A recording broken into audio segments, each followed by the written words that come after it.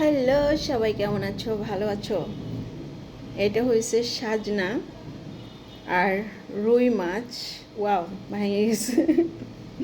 রুই মাছটা ভেঙে গেছে। তো সাজনার ডাঁটা আলু দিয়ে রুই মাছ দিয়ে রান্না হয়েছে। তো এখন এটা আমি দুপুরের লাঞ্চ।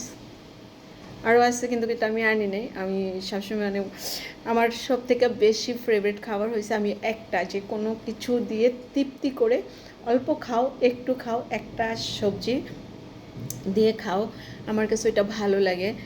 অনেকের কাছে হয়তো ভালো নাও লাগতে পারে, অনেক অনেক আইটেম খায়, কিন্তু আমার কাছে অত আইটেম জানি ভালো লাগে না, হিবিজিবি লাগে।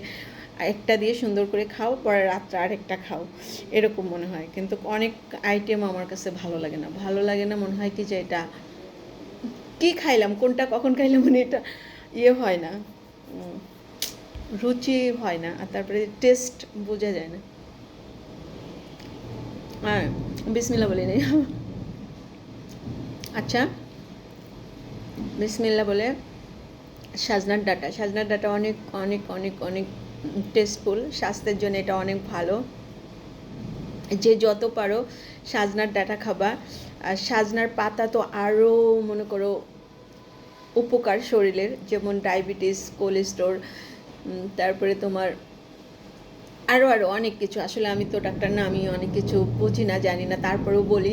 কিন্তু দেখা যাচ্ছে কি যে সাজনা যে শরীরের জন্য অনেক উপকার, এটা জানি। এটা প্রোটিন দেয় শরীরে, ক্যালসিয়াম, ঠিক আছে। আর এটা খেতে এত টেস্ট, সুন্দর করে রান্না করে যে না খাইছো সে বুঝবা না যে এটা কী জিনিস।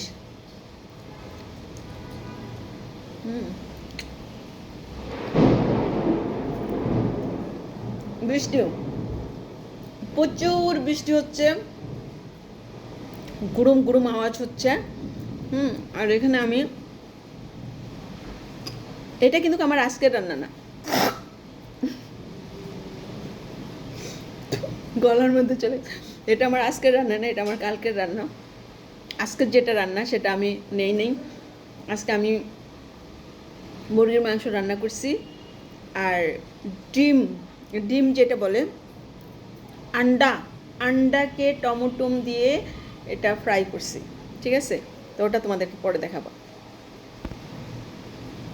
তো আমার মতন কারা কারা একটা সবজি দিয়ে খেতে পছন্দ করো কমেন্ট করবা, আর কমেন্টে বলে যাবা যে হ্যাঁ, একটা সবজি দিয়ে একটা তরকারি দিয়ে ভাত খেতে অনেক ভালো, আর এটা খেয়ে তৃপ্তি হয়, মানে মোটামুটি তৃপ্তি হয়, যে বোঝা যায় যে কোনটা দিয়ে কি খাচ্ছি। আর টেস্ট হলে তো কোনো কথাই নেই, ঠিক আছে। টেস্ট হলে কোনো কথা নেই, তুমি এটা মুখের থেকে রাখতে পারবা না। এটা যতক্ষণ তোমার আত্মা না ভরে, মন না ভরে, অতক্ষণ তুমি খেতেই থাকবা। তো আমার কাছে মনে হয় যে আমার রান্না আমার কাছে বেস্ট ভাই। আমি কোথাও যে রান্না, কারোর রান্না আমার কাছে অত বেশি টেস্ট হয় না, অত বেশি ভালো লাগে না।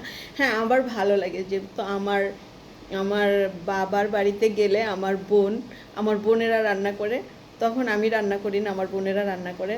তারপরেও আমার কাছে ওইটা ভালো লাগে। তারপরেও কখনো কখনো আমার মনে হয় কি যে না, তোমরা সরো, আমি রান্না করি, ঠিক আছে। এই জিনিসগুলি মনে করো আমার কাছে খুব প্যারা দেয়। যেহেতু আমি কখনো আমার শ্বশুর বাড়িতে যেও আমি কিন্তু বসে থাকি নাই। আমার শ্বশুর বাড়িতে যখন গেছি, আমার হাজব্যান্ড বাজার করে এনেই আমাকে রান্নাঘরে ঢুকাই দিচ্ছে, যাও যাও তুমি রান্না করো। বাবার বাড়িতে গেলে সেম কাজ আমার করা লাগছে, যেহেতু আমার বাবার বাড়ি আমার স্বামী বেড়াইতে যাইতো, আমার রান্না করে খাওয়ানো লাগতো। তো এখন আমি সেটা করি আমার নিজের ক্ষেত্রে, আমার বাচ্চাদের ক্ষেত্রে, যেহেতু আমার বাচ্চাদের ক্ষেত্রে আমার চিন্তা করি আমার বাচ্চারা যেখানে খেয়ে তৃপ্তি পাবে সেটাই আমার করা উচিত, তো আমি সেটাই করি। তো বাচ্চারা খাওয়া মানে তো আমার খাওয়া, বাচ্চারা ওদের পেট ভরা থাকলে তো আমারও ফুলফিল লাগে, ভালো লাগে, আমি নিজেও একটু খেয়ে তৃপ্তি পাই। আর আমার বোনও আমাকে বলে যে আপু তুমি রান্না করো, তুমি রান্না করো, তোমার রান্না ভালো লাগে, তোমার রান্না সব কিছু পারফেক্ট হয়। হ্যাঁ, তো হয় কখনো কখনো, একবারে যে পারফেক্ট হয় না, কিছু না কিছু একটু ত্রুটি তো থাকেই। মানুষ তো, মানুষ বলতেই ভুল হয়। আমি কখনো একটু লবণ কম দিয়ে ফেলি বা কখনো একটু বেশি দিয়ে ফেলি। তো বেশি দিলে খারাপ লাগে না, মনে করো তোমার ভাতের সাথে নিলে ঠিকঠাক হয়ে যায়। আর কম দিয়ে ফেলে তখন আর পানসা পানসা আইনা ভাই ভালো লাগে না খাইতে, তখন এত বিরক্ত লাগে।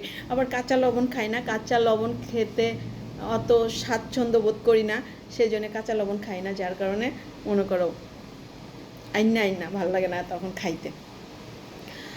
তো আমি খেতে খেতে অনেকগুলি কথা বলে ফেলছি। সেই কথাটা হয়েছে, আসলে আমি ঘরে দেখো একদম একা, আমার ঘরে কেউ নেই। আমার মেয়ে স্কুল থেকে এসে গোসল করে ঘুমায় গেছে, খায় নাই। আমি যে এখন খাবো, এই যে তোমাদের সাথে পক পক পক করতেছি, কিন্তু আমার এই যে ভাতের লোকমা কিন্তু হাতে এখনও কিন্তু আমি ভাত মুখে দিই নাই। তো তোমাদেরকে বলি, সবাই অনেকে হয়তো বলো যে একা ঘরে খাও না কেন, খাও না কী জন্যে খাও না, স্বাস্থ্যের ঝুঁকি হয়ে যাবে বা স্বাস্থ্য খারাপ হবে। হ্যাঁ, একা থাকলে কোনো কিছুই ভালো লাগে না, কোনো কিছু। তুমি হাজার সুখে থাকো, ভালো থাকো, টাকা পয়সা সব কিছু তোমার আছে, খাবার দাবার ফুলফিল, তুমি একা স্বাচ্ছন্দ্য নাই এই জীবনে। 10 জনের মধ্যে যে আনন্দ, ঝগড়াও আছে, খুলসুটি আছে, কিন্তু আবার আনন্দও আছে, ঠিক আছে। মানে যৌথ যে একটা ফ্যামিলি, যৌথ ফ্যামিলির মধ্যে থাকা যে একটা শান্তি, এই শান্তি কোথাও নেই। আর মনে করো হ্যাঁ, তোমার একটু টুকিটাকি লাগে, ওই যে মা বলে না যে ঘরে থাকলে মায়ে জিও তো লেগে যায়, ঠিক না? ঘরে থাকলে মা জিও কিন্তু ঝগড়া লেগে যায়।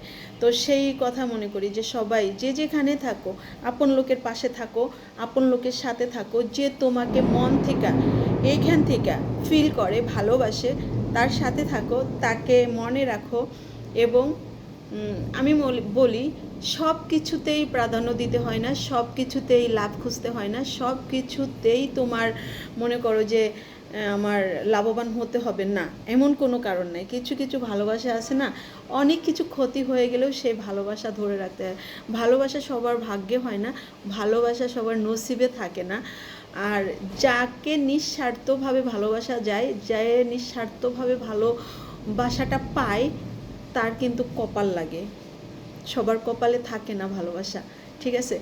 তো বলি, হাজার খারাপের মধ্যেও সুন্দরটাকে তুলে ধরা বা সুন্দরটাকে প্রাধান্য দেওয়া, বা সুন্দরটা যেমন আসে না যে আমি আমার মাকে অনেক ভালোবাসি, আমার ফ্যামিলিকে আমি অনেক ভালোবাসি, আমার জীবনকে আমি অনেক ভালোবাসি। হ্যাঁ, সবাই সবার জীবনকে ভালোবাসে, সবাই সবার জীবনকে গুড জব আগে বাড়াইতে চাই, কিন্তু আমিও চাই সবাইকে নিয়ে ভালো থাকতে। তোমরা যে যেখানে আসো, আমার আত্মীয় স্বজন, সবার আগে আমার বোনদেরকে বলি, বোন যে যেখানে আসো, ভিতরে হিংসা আনিও না। হিংসা জিনিস অনেক খারাপ। হিংসা যে পৃথিবীতে, তুমি দেখো, তুমি 10 টাকা কামাই করতেছো, তুমি 2 টাকা অন্যের রাস্তায় খরচ করো, 8 টাকা তোমার পকেটে রাখো, দেখবা আল্লাহ তোমাকে শান্তি নির্ঘাত শান্তি দিবেই দিবে। এটা তুমি হাজার চেষ্টা করলেও, হাজার মানুষ তোমাকে চেষ্টা করলেও যে ধরে রাখবে, আটকায় রাখবে, পারবে না। আল্লাহ দেওয়ার মালিক, ঠিক আছে, তোমাকে দিয়ে দিবে। কিন্তু তুমি 10 টাকা কামাই করে 10 টাকাই পকেটে রাখতেছো, ওই কামাইয়ে বরকত নাই। তুমি তোমার আত্মীয় স্বজনকে দিবা না, ফ্যামিলিদেরকে দিবা না, বা একজন বিপদে আছে তাকে তুমি সহযোগিতা করলে না, তাইলে তোমার ওই ইনকাম, ওই দিয়া তোমার কোনো কাজে লাগবে না। তাই বলি, যে যেখান থেকে আমার ভিডিও দেখতেছো, আমার ভিডিও তো তোমরা দেখো, আবার আমাকে বকাবকিও করো যে তুমি এগুলি বলো কেন। আসলে আমি বলি তোমাদেরকে বোঝানোর জন্য, তোমরা এটা মাইন্ডে নিও না। আমার ভালো লাগলে আমার ভিডিও দেখিও, না ভালো লাগলে স্কিপ করো। তারপরও তোমাদেরকে বলি যে হিংসা ভিতরে আইনো না। হিংসা জিনিসটা অনেক খারাপ, অহংকার, হিংসা, এটা আল্লাহ কখনো পছন্দ করে না। তাই বলি, ভাত হাতে নিয়ে অনেক কথা বলে ফেললাম, আল্লাহ তুমি মাফ করার মালিক, মাফ করে দিও। তো বিসমিল্লাহ বলে শুরু করি।